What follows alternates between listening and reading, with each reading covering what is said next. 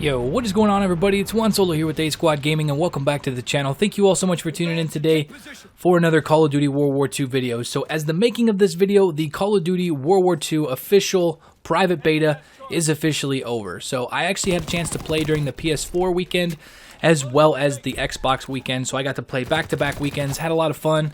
The adjustments that they did make to the World War II beta from weekend 1 to weekend 2 did help the game. We got to see a level 35 was the max level cap in the actual beta, so we did get to see quite a bit of content, but we did not actually get to see any of the headquarters, any of the camos, or cosmetic variants that are going to be in the game. That was actually confirmed over this last weekend, that we are going to be seeing some cosmetic variants that are going to make your gun look different, but it's not going to affect how the gun actually performs. Very similar to the weapon kit system that was in Call of Duty Modern Warfare Remastered.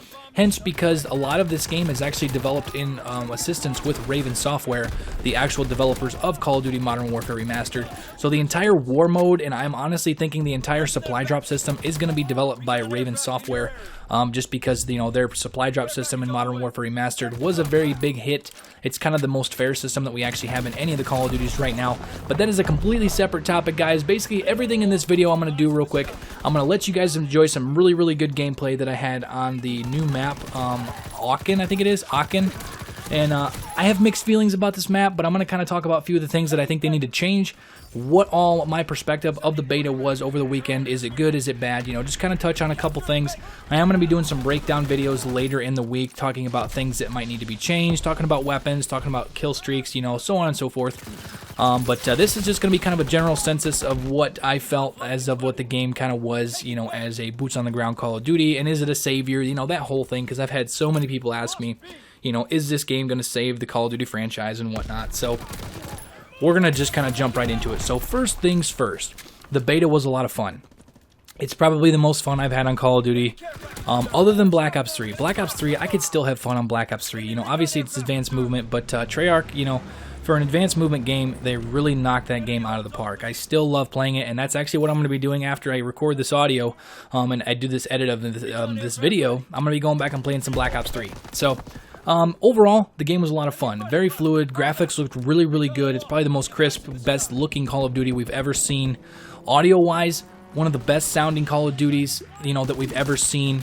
But the maps themselves, I understand the direction that, you know, Sledgehammer Games is going for, Michael Condrey, Glenn Schofield.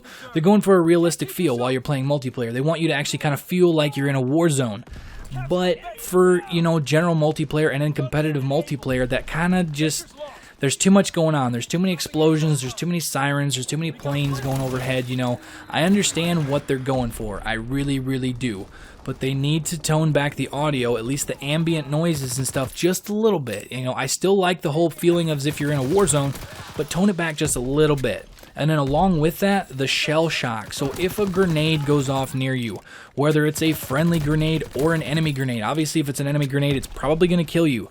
But even the friendly grenades, I understand there is a basic training in the game that basically negates all shell shock that you will receive from enemy grenades or any of those kind of things going off in your general vicinity, but they're just a little, it's way too much. You know, it's a friendly grenade, you know, it shouldn't be that powerful. Like, it makes it so you cannot see, you can't do anything, you can barely hear anything. It's absolutely insane that if, you know, an enemy or a friendly grenade goes off near you, it's so much shell shock. But I understand that is realism. I understand what they're going for. But Call of Duty, it's an arcade shooter at its core. It's an arcade shooter.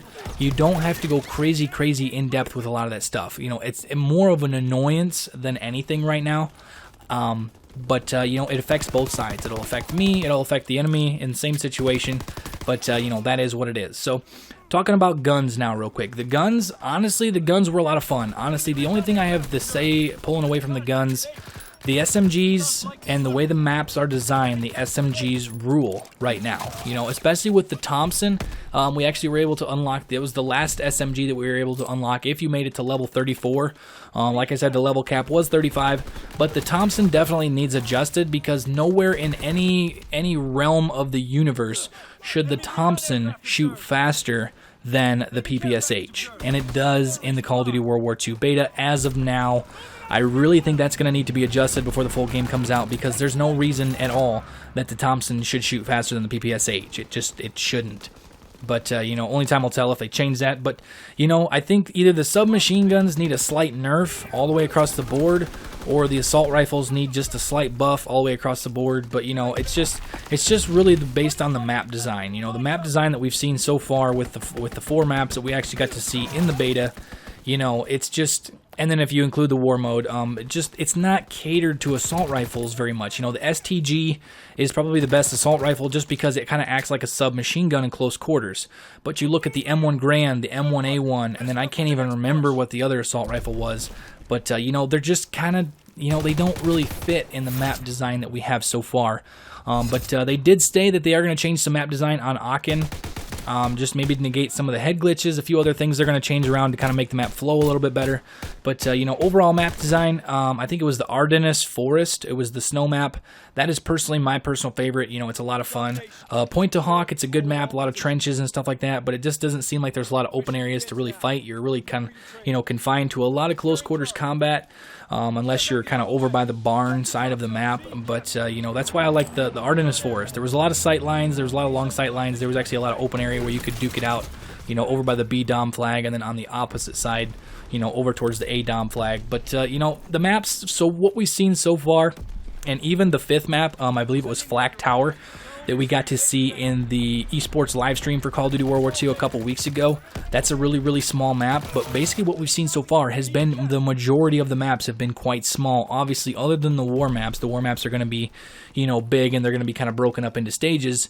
But the map design, I hope that they really did not show us a single large map in the beta. Hopefully none of those, they don't consider any of those, you know, medium to large size. Like maybe Ardennes Forest could be a medium-sized map, Point to Hawk, maybe. But I hope, they did say that the largest map in the game has not been seen yet, so hopefully we do get a little bit larger maps to kind of, you know, let that assault rifle gameplay, you know, kind of shine. Because a lot of the maps are a lot of close quarters that's catered to submachine guns, especially when almost every single submachine gun in the game, it just melts. You know, the grease gun is a little bit underpowered, but you just kind of have to use it to its strengths. And then once you do that, and once you learn how to use it and its strength, so you know, kind of get away from, you know, long range engagements and then super close, it's more of a medium range submachine gun. If you use it to its strengths, it's a very good SMG. It's one of the better SMGs in the game. But then when you look at the Thompson, it's by far probably the best one. The Thompson and the PPSH shine among all the SMGs.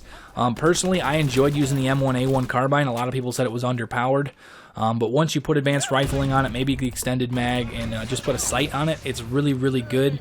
The M1 Grand, it has a little bit too much recoil. I think if they tone back the recoil a little bit, and then all the way across the board, I really think they need to minimize the flinch a little bit, because it's kind of crazy on how much flinch there is in this game. When you get shot, it really makes it really tough when you're actually trying to shoot at distance, especially when a lot of the guns in the game are close quarters. You know, submachine guns do all the damage, and they kind of control the map. But you know, overall, guns, they were a lot more balanced than I honestly thought they were going to be. So, you know, big thumbs up for Sledgehammer to getting it really close to where it needs to be. You know, some minor tweaks here and there, and I think they should have it right in the ballpark. So, one of the other things to talk about real quick, like I said earlier with the map design, the war maps.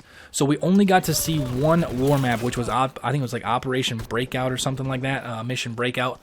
And from all the war maps, I don't know exactly how many we're going to get, but each one is going to be different. So honestly, I had so much fun. And sometime later this week, I'm probably going to put up a gameplay where I was playing war the other night with some buddies, and we got down all the way to the end trying to push the tank over to the flat guns, and we got to like the last chance. So you have to have somebody by the tank for it to advance, or, you know, the game will end. And we were in that stage for like 2.5 minutes, and we finally were able to push the tank through. And I feel like such an idiot because I wasn't recording like my commentary during that whole thing, but we were going absolutely crazy with the communication. I really wish I would have recorded that part of it, but hopefully in future videos I will be able to capture that audio and stuff like that. I have the setup for it. I just didn't, you know, I didn't have it turned on. But overall, the 2 weeks that I played this beta, it is a lot of fun. You know, there's some things that need tweaked. There's some things I think they can improve on, but then you got to think of the whole, that once this game fully comes out, we're going to have access to the headquarters. That's going to be a whole new deal. There's going to be a lot of cool things in there. We're going to unlock a lot more features with character customization, and then obviously with that, you're going to get supply drops. And according to what we've heard so far, confirmed, it is going to be cosmetic only, cosmetic variants, cosmetic items only in the launch window, in quotations. So whenever they consider the launch window to be over, which honestly I would probably say somewhere around year's end, I strongly feel as if they're going to switch over and they're going to kind of expand on what's in the game, and that might mean bringing things into the game that aren't quite fitting in that, you know, time period, but they make it look like it will fit in that time period. But, you know, who knows? Only time will tell. But overall, I'm going to rate the beta probably an 8 out of 10. You know, going back to boots on the ground, the game looks great. There's a few things I need to tweak on, but overall, it's a really, really fun game. If you guys did not get a chance to play the beta, I honestly would, if you want to rent it, maybe Redbox it when it comes out in November. But if you're like boots on the ground Call of Duties, you'll enjoy it. So that's pretty much all for the video, though, guys. If you guys enjoyed it, make sure to smash that like button, because I am going to be playing a lot of Ghost Recon, and then also mostly covering Call of Duty, you know, kind of from here going forward, maybe some PC games and stuff like that. But if you guys enjoy the content on this channel with Call of Duty, make sure to subscribe so you guys do not miss any of my videos. Thank you all so much for tuning into the video, and I will catch you guys later. Peace out.